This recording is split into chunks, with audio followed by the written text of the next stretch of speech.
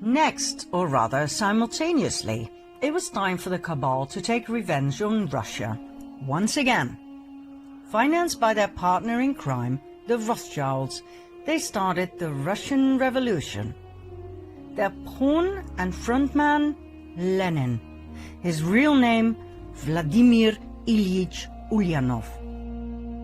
Every historian will agree on the fact that Lenin was heavily influenced by Karl Marx, the founder of communism. But Marx wasn't Russian, he was German. Lenin was Russian, but as he spent many years in exile in Finland, Switzerland, England and Germany, he had become almost a stranger to Russia at the time the first part of the Russian Revolution broke out in February 1917. He was completely westernized. Marx had inspired him massively with his 1848 pamphlet, the Communist Manifesto. Lenin wasn't just inspired by Marxist communism, but also by his Jesuit background. Marx was trained in Germany at a Jesuit school, and after that he was tutored by Jesuits in the British Museum on the tenets of communism, as confirmed by ex-Jesuit priest Alberto Rivera. Another source of Marx being a Jesuit coadjutor, an assistant bishop, is Otto von Bismarck, who wrote in the North German Gazette that Marx was under control of the Jesuit priest Peter Becks, then Superior General of the Society of Jesus. And there was more Jesuit influence on Lenin. His right-hand man, Felix Dzerzhinsky, who was the head of the Soviet secret police, was a great admirer of the Jesuits. Furthermore, Lenin formally readmitted the Jesuits into Russia in 1922, which is rather strange, as religion was prohibited at that time within communism. But then again, was it strange? The origin of communism lies in the Jesuit ideology, as confirmed by many historians. The Jesuits in the 17th and 18th centuries perfected the first system of communist governance in their reductions in Paraguay. In the New Advent Catholic Encyclopedia, it reads on the conditions of property. The economic basis was a sort of communism. The land and all that stood upon it was the property of the community. The land was apportioned among the caciques, who allotted it to the families under them. Agricultural instruments and cattle were loaned from the common supply. No one was permitted to sell his plot of land or his house. Very communist indeed. We will see later on in this documentary that even the term social justice was invented by the Jesuits. The first man to name it and write about it was the Jesuit Luigi Tabarelli d'Azeglio. Lenin was a Jesuit puppet who was pushed forward by the Cabal to destabilize and destroy the country. He hated Russia and the Russians. Some of his most famous quotes are, "I spit on Russia. While the state exists, there can be no freedom. When there is freedom, there will be no state." And, "May 90% of the Russians die, and let the other 10% live under communism." The Russian Revolution was a Jesuit attack on the country. Their motive? Revenge. Their pawn? Lenin. Their tool? The Bolshevists. They were the equivalent of the Jacobins during the French Revolution. Millions of people died in Russia between 1917 and 1923, the year in which the Russian Revolution ended with the Bolshevist founding of the Soviet Union. Now, before we move on to World War II, where we will share with you a discovery that, quite frankly, knocked us off our feet, so keep watching, we will first take a look at a chain of events in the US. Maybe you remember from part 2 of the previous series, that in 1913 the US Federal Reserve Bank was founded, the mother of all banks, owned by several Cabal families, among which the Rothschilds? Remember what happened to the three wealthiest and most influential opponents of the Fed? They conveniently died when the Titanic sank. Less than a year later, the Fed was a done deal. In the US at that time, about 21,000 banks did not yet fall under the jurisdiction of the Fed. That was, and still is, an absolute lethal thing to do. One might as well commit suicide, as history has proven over and over again, worldwide. In 1914, World War I started, 1 year after the establishment of the Federal Reserve. Between 1914 and 1919, the Fed doubled the money supply, causing a nationwide increase in lending. In 1920, it shrank the money supply, and 5,500 competitor banks went bankrupt. They were bought by the Fed for next to nothing. Between 1921 and 1929, the Fed increased the money supply again. Loans were everywhere. But on October 23, 1929, 2.6 million shares were sold in a frenzy. By whom?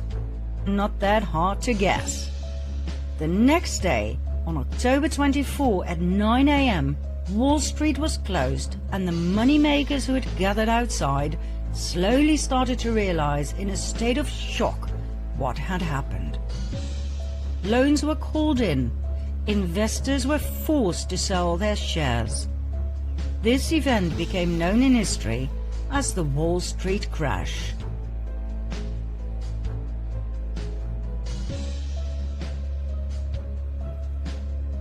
The Wall Street crash brought the rest of the world on its knees too. 16,000 competitive non-Fed banks went bankrupt. They too were bought for next to nothing. It was called the greatest robbery in history. But it wasn't enough. The Fed reduced the money supply even further by 30%, causing starvation throughout the US.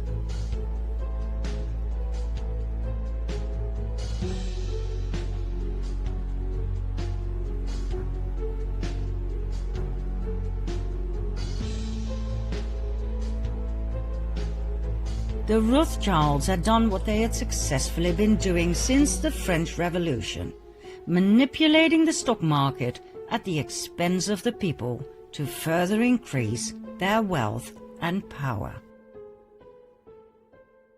Congressman McFadden was so horrified he began impeachment proceedings against the bankers who owned the Federal Reserve. Like I said, he might as well have committed suicide straight away. He was poisoned at a banquet, and the impeachment was abandoned. One simply does not get in the way of the Khazarian cabal. 4 years after the Wall Street crash in 1933, on the pretext of getting out of the Depression, the banks persuaded the government to carry out a national gold seizure on penalty of imprisonment for 10 years. That's right. Under pressure of the Fed, President Roosevelt signed Executive Order 6102 to make the impoverished American people give up their gold. They had nothing left. With the gold standard gone, the cabal had no more limitations on how they could manipulate the money supply. This meant absolute dominance. On top of everything else, income tax was created in 1913 to cover the huge amounts of money the government was paying the Federal Reserve. Like we said in part 2 of the previous series, income tax is illegal. We were just never told. One of the dire consequences of the Wall Street crash was that the Fed called in all international loans. The country that was the worst affected was Germany. After World War I, the country had to pay reparations to the victims, for which it desperately needed the loans, as well as for rebuilding the country and the economy. When the Fed called in their loans, the German economy collapsed. The country dived into a deep depression. That same winter, about 2 million people were unemployed. Less than 3 years later, that number had tripled, meaning a staggering unemployment rate of 40%. The government's expenses to support these people went through the roof.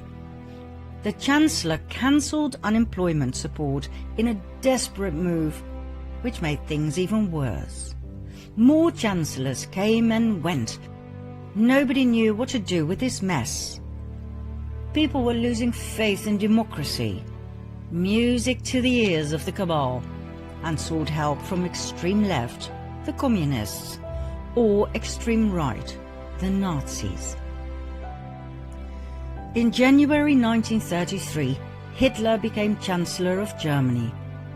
Although he had a majority of seats in Parliament, he did not have the absolute power he desired.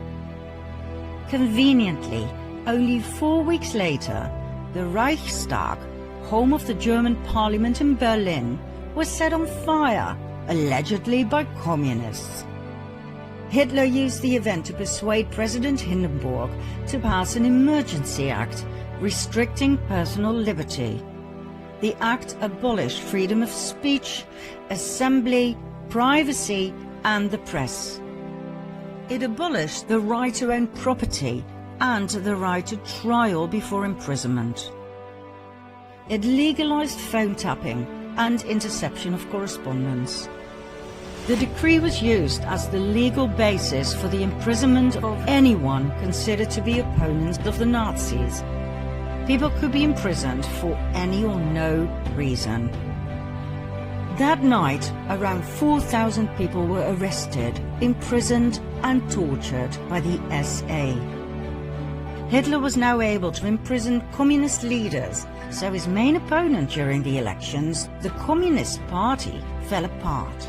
Hitler's SA intimidated the rest of the opposition, after which he pushed through the Enabling Act that enabled him to make laws without the parliament's consent for the next 4 years.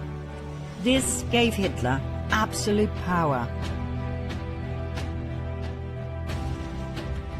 He then banned all political parties. Only the Nazi Party was allowed to exist. The final obstruction to absolute dictatorship was dealt with on June 30, 1934, called the Night of the Long Knives, when 400 SA members who were making demands were slaughtered by Hitler's SS. 1.5 months later, Hitler was in absolute control of Germany. He had become the Führer, meaning he was president, chancellor, and head of the army. Members of the armed forces had to swear a personal oath of allegiance, not to Germany, but to Hitler, which is so Jesuit. Remember the oath of absolute subservience and obedience to the Supreme General?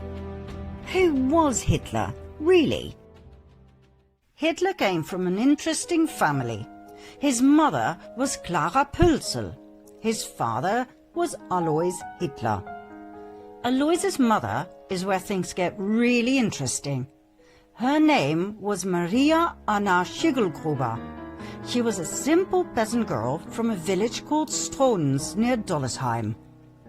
At the age of 42, still being single, she gave birth to Alois. At the time she conceived, September 1846, Maria lived in Vienna, where she worked as a servant for none other than Anselm Salomon von Rothschild. As soon as the family discovered her pregnancy, she was sent back home, where Alois was born. Maria refused to tell who the father was. It must have been someone with power, for she kept it a secret for the rest of her life, and the father did not feel the need to marry her.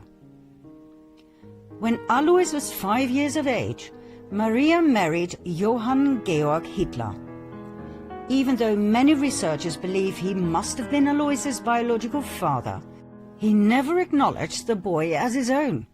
It wasn't until Alois was 40 years old when he suddenly changed his surname from Schicklgruber to Hitler. Why wait so long if he was truly Hitler's son? That doesn't make sense at all. Alois married Clara Pölsel. It was his third marriage. They had 6 children, 4 of which died at a very young age. The only 2 surviving children were Adolf and his sister Paula. Nobody knows for sure who the biological father of Alois Hitler was. Several names have come forward: Leopold Frankenberger, Johann Nepomuk Hitler, Johann Georg Hitler's brother. But we found no real evidence for any of the above. They all seem to have been used as a decoy to take our attention away from Anselm Salomon von Rothschild. So, why do we believe it was Rothschild who impregnated Maria? Because of several indicators. First of all, 9 months before Alois's birth takes us to September 1836. According to the Rothschild archives in London, Maria worked as a maid for Anselm Salomon von Rothschild. Now there are 2 possible suspects of the rape of Maria. 1, Anselm, who was 33 years old at the time. 2, his father, Salomon Meyer von Rothschild, who was 72 at that time. Now the Rothschild archives contain handwritten correspondence between the son, Anselm, and the London Rothschild Bank, which proves he was in Vienna at the time of the conceived pregnancy. His father, on the other hand, was in Paris. That narrows it down, don't you think? Secondly, in 1876, when Alois was 40 years old, he suddenly inherited a large sum of money. From whom? There wasn't any money in the family. Anselm Salomon von Rothschild died a year and a half prior, the time needed to pass an estate through the probate court. It was the same time Alois suddenly changed his name to Hitler, remember? Was that just a coincidence, or was it a demand by the Rothschilds in order to receive the inheritance, so that he would not be traced back to the Rothschild bloodline? Now please bear in mind that officially the Rothschilds were Jewish. They were the Babylonian Khazars who converted to the Jewish faith under pressure of the Russian king. Call them fake Jews if you like, but to the outside world, Adolf Hitler's father was half Jewish. If this ever came to light, it would be one hell of a scandal. And so, all traces of the Führer Adolf Hitler leading to the Rothschilds had to be erased. In 1921, the Munich Post intercepted a pamphlet that circulated among the early members of Hitler's Nazi party, the NSDAP. The pamphlet's title was Adolf Hitler, Traitor. It dealt with the alleged Jewish blood in Hitler's veins. It accused Hitler of fronting for Jewish finances and for acting like a Jew himself. The Munich Post decided to publish the pamphlet. On the very day that Hitler became Chancellor, the Munich Post was ransacked and its editors and writers were sent off to concentration camps, where they were never heard from again. The Austrian Chancellor Dollfuss investigated Hitler's family origins on 2 occasions. The first investigation, published in 1932, determined that Hitler's father was illegitimate, born to a 42-year-old unmarried woman and an unknown father. The second investigation determined that Hitler's mother was employed as a domestic servant in the residence of Baron Rothschild of Vienna. Shortly after, Hitler ordered the assassination of Dollfuss in 1934.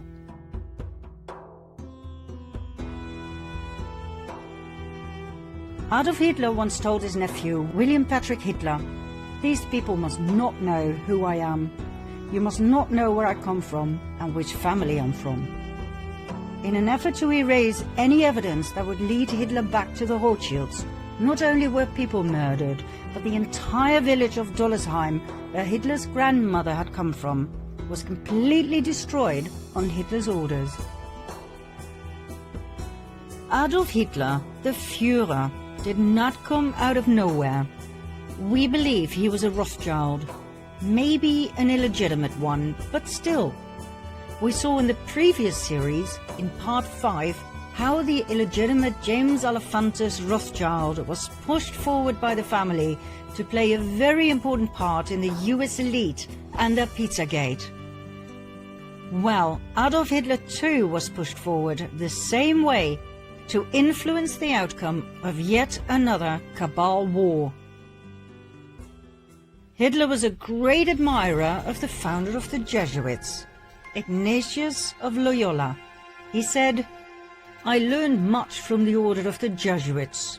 Until now, there has never been anything more grandiose on the earth than the hierarchical organization of the Catholic Church. I transferred much of this organization into my own party." Hitler called Heinrich Himmler, the inventor and organizer of the Holocaust, the Reichsführer of the SS, and compared him to Ignatius of Loyola.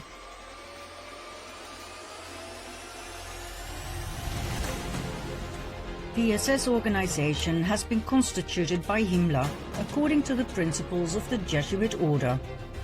The regulations and the spiritual exercises prescribed by Ignatius of Loyola were the model Himmler tried to copy exactly. Himmler's title as Supreme Chief of the SS was to be the equivalent to the Jesuit general, and the whole structure and direction was a close imitation of the Catholic Church's hierarchical order. Absolute obedience was the supreme rule. Every order had to be executed without comment. Hitler presented himself as the solution to all problems. He offered jobs in the war and weapon industry. He got rid of everyone he blamed for Germany's problems. The Jews, the Gypsies, the Communists, the disabled, the homosexuals, and he confiscated all of their money. Hitler was supported by a highly efficient propaganda machine led by SSer Joseph Goebbels, who brainwashed the German people into believing that Hitler was some sort of a messiah and that the Jews were the cause of all evil. Well, we all know what happened. 85 million people died in World War II.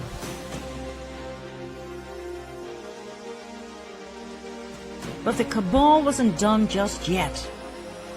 As you might know, in the aftermath of World War II, hundreds of thousands of Jews emigrated to the promised land of Israel.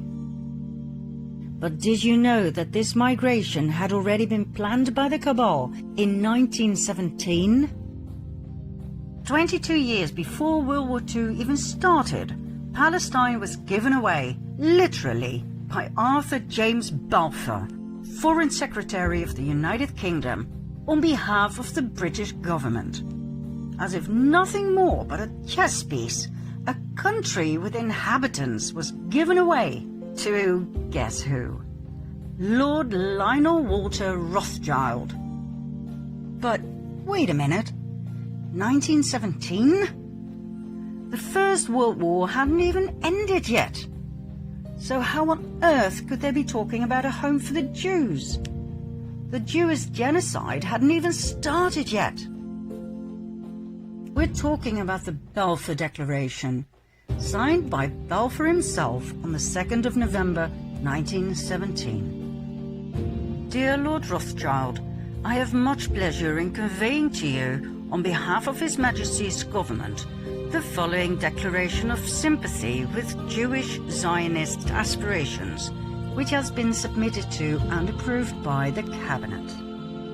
His Majesty's government view with favour the establishment in Palestine of a national home for the Jewish people, and will use their best endeavours to facilitate the achievement of this object, it being clearly understood that nothing shall be done which may prejudice the civil and religious rights of existing non-Jewish communities in Palestine, or the rights and political status enjoyed by Jews in any other country.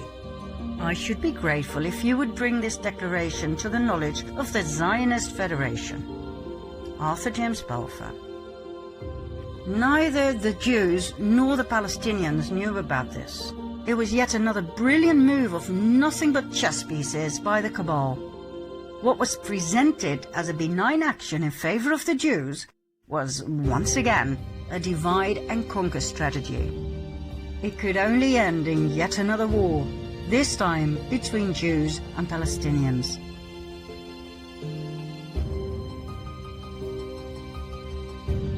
The Jewish people were willingly and knowingly murdered 22 years after the Balfour Declaration was signed. Why? Because the Rothschilds and the other Cabal families had but one focus: Jerusalem. It's not by chance that so many family members have Solomon in their name. The Temple of Solomon, Temple Mount, and therefore the land of Israel was their main priority. We will soon tell you why and expose their deepest and darkest secret. For now, millions of Jewish people were sacrificed in order to get there.